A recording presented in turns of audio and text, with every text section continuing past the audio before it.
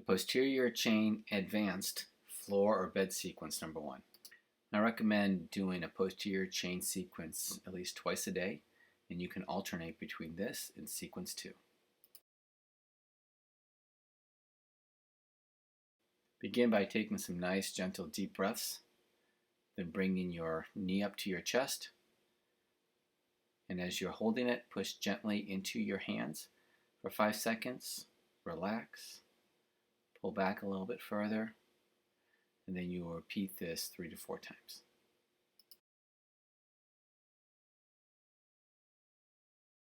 One way of improving fascia is to give it a little bit of movement while you're doing the exercise.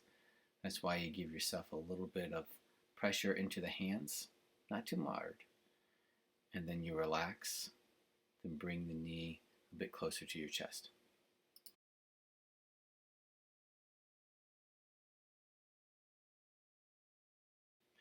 Now we'll switch to the other side, and then we repeat. Gently press your knee into your hands, hold for 5 seconds, relax, gently pull up towards your chest, and repeat.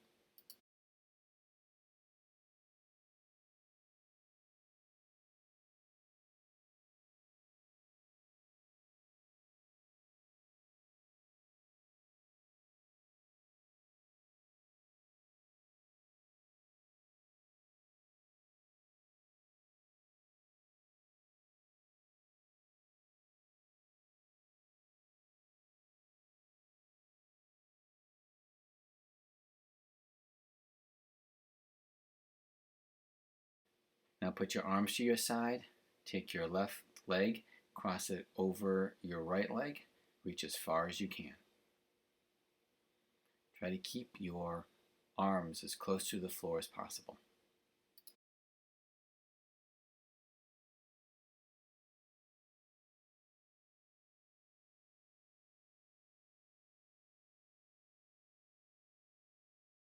And just like in the basics, you're going to take a deep breath in, trying to push your breath down through your spine into your hips.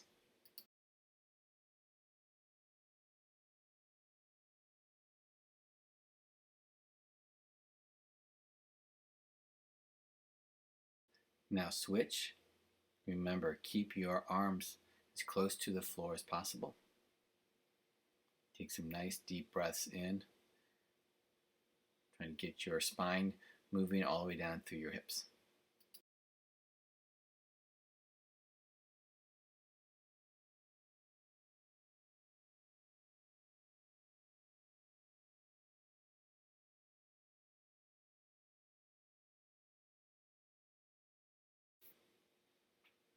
Now we progress into the diaphragm stretch. Bring your knees up, relax your back. Take your fingers and gently press them into your ribs. Gently breathing deep into your fingers.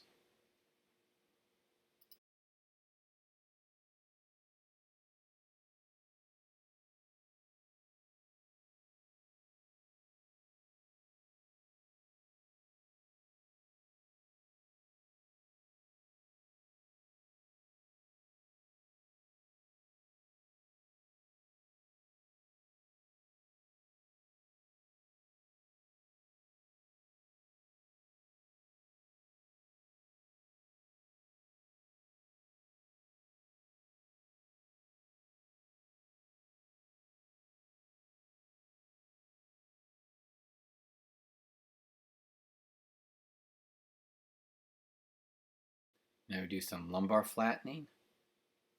Relax your hands from your diaphragm. Try to press your spine into the floor and tilt your hips back and forth.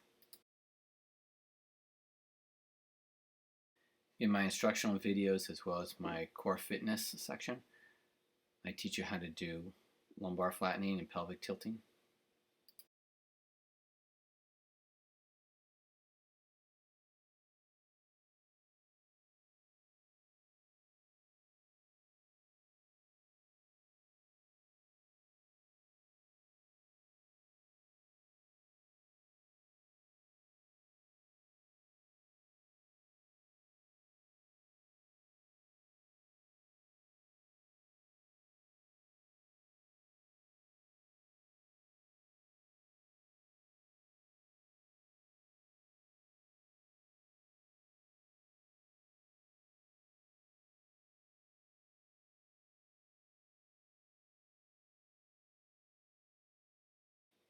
Now we work on the upper back as well as mix a little bit of lower back fascia stretching.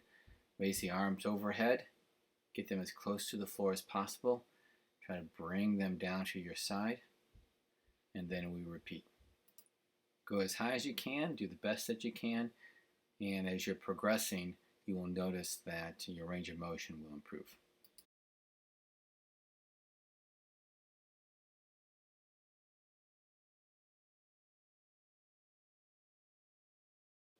Now we add a little bit of complexity because now we're going to intentionally keep our lumbars flat to the floor. Raise our arms overhead and go as high as you can without losing the lumbar flattening. As you can tell, I'm still a little bit tight. Here I demonstrate relaxing my lumbar spine, doing a little bit of anterior tilt, just to remind you that there should be a little gap during the anterior tilt in your low back. But then when you lumbar flattening, it touches the floor. Raise your arms overhead as high as you can. Slowly return, keeping your lumbars flat.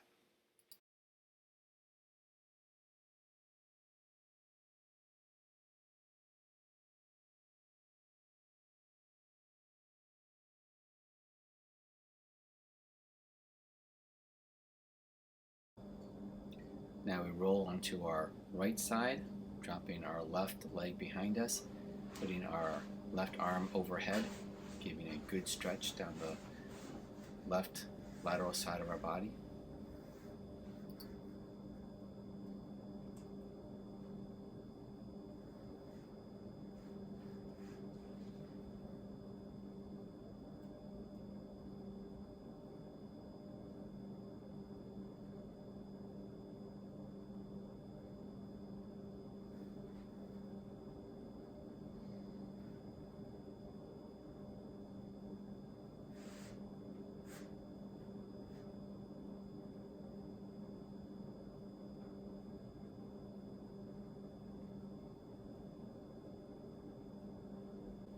Now we switch, same positioning, but now on the right side, with the right leg dropped behind our back, left arm overhead.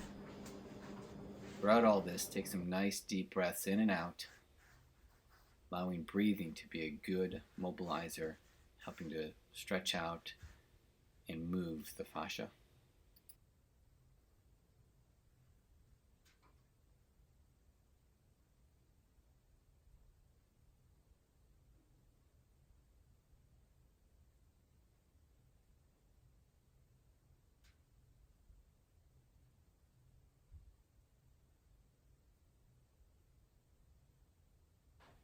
Now we roll to our chest, and we're going to push our chest off the floor as high as we can.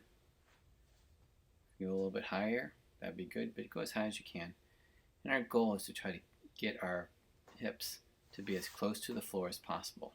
We want that little pointy front called the anterior superior iliac spine to be as close to the floor as possible. Once you have the position that's comfortable for you, hold this for 10 to 15 seconds. This is also a good upper body strengthening exercise.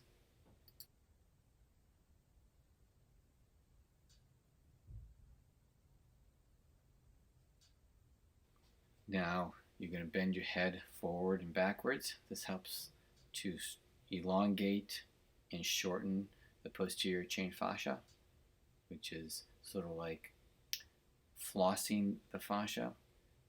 Helps to keep the fascia moving and mobile.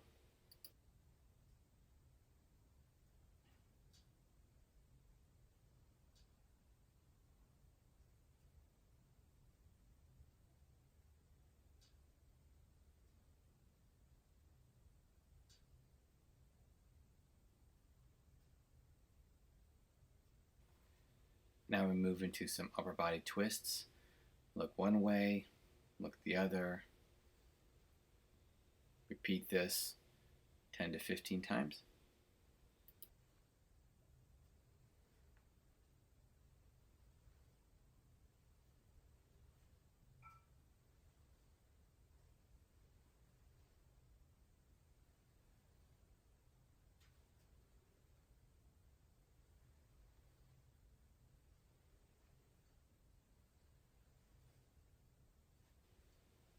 Now we're going to move into the latissimus dorsi stretch, sometimes called the child's pose. Go as low as you can with your hips, trying to approach your heels. Do whatever you can as what tolerates your knees and hip pain. Try to reach above, high above your head. Hold this stretch. And then you can also do a little gentle bouncing at the hips.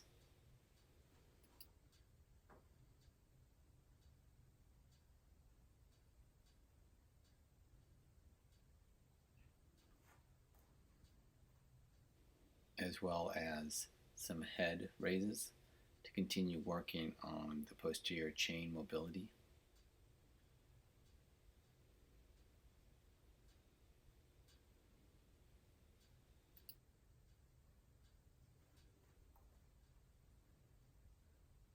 Now we move into the A-frame to C-frame positioning. Raise your body overhead as shown. Try to hold this position. You now can do a little bouncing to help stretch out those calf muscles.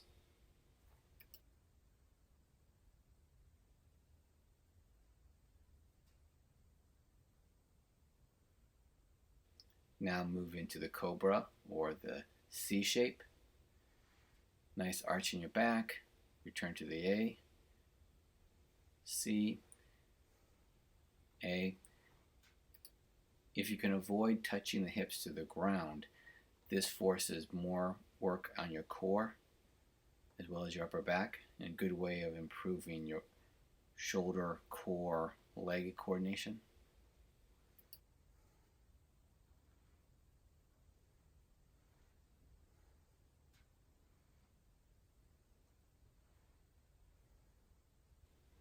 Now we move into the reverse lumbar flattening. It's like the lumbar flattening on the back, but this time we're doing it on all fours. Arch, curl, arch, curl. It's sometimes called the cat-dog maneuver. Do this for 10 or 15 rounds. And you're done.